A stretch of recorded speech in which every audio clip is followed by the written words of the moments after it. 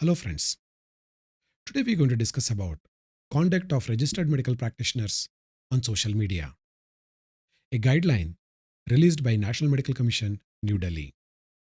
I am Dr. Suresh Badadmat, Professor of Psychiatry, working at National Institute of Mental Health and Neurosciences, Bangalore. In this video, I'll be discussing about how a registered medical practitioner should behave on social media. A regulation with regard to professional conduct was released on 2nd of August 2023.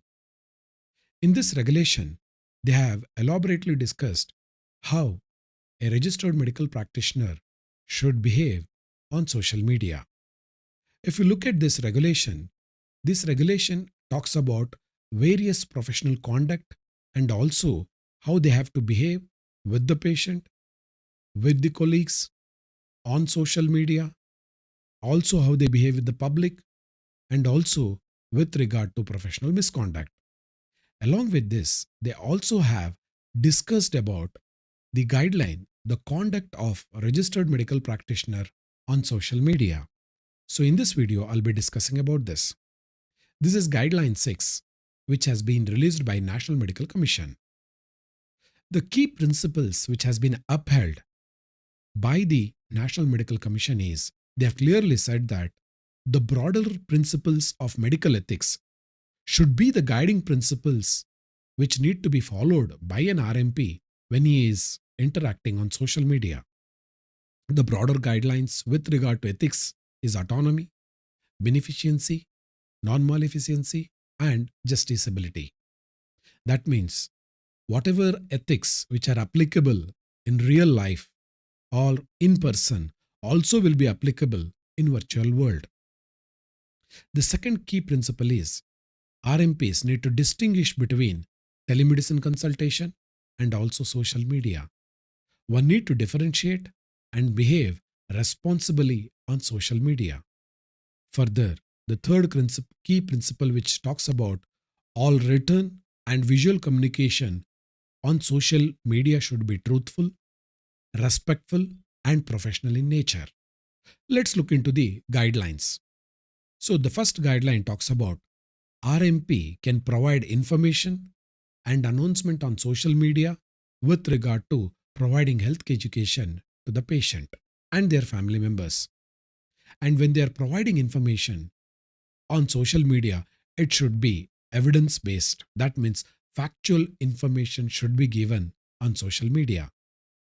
The second guideline focuses on RMP should avoid discussing the treatment of a patient in public forum or on social media.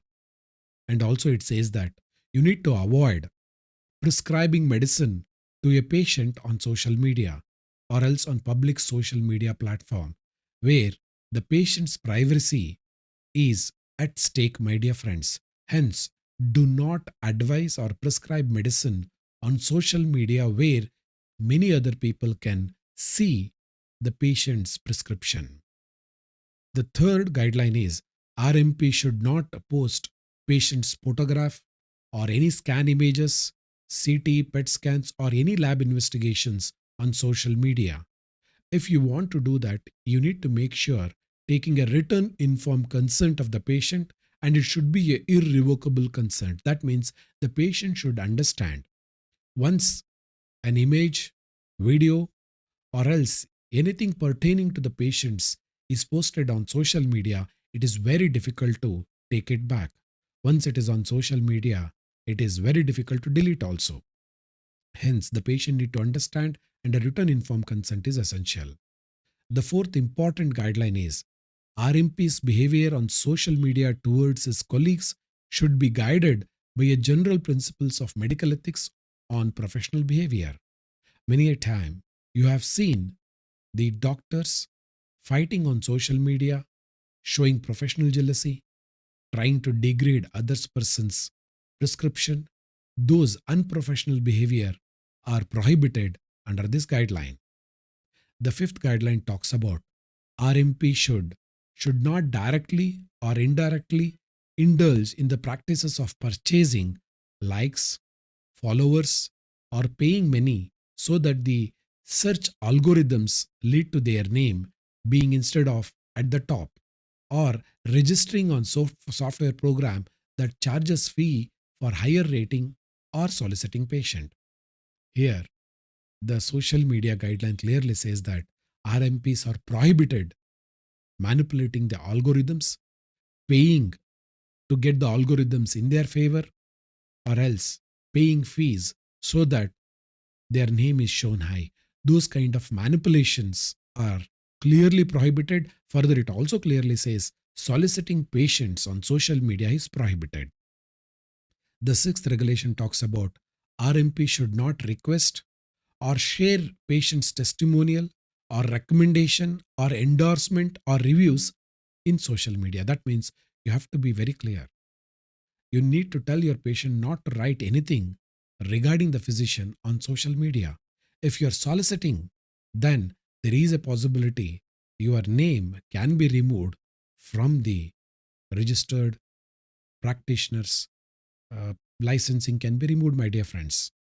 The seventh regulation talks about RMP should refrain from sharing images, healed or cured images, surgery or procedures, videos or images displaying impressive results under any circumstances. We have seen various doctors sharing the surgical procedures online on social media. That should be avoided.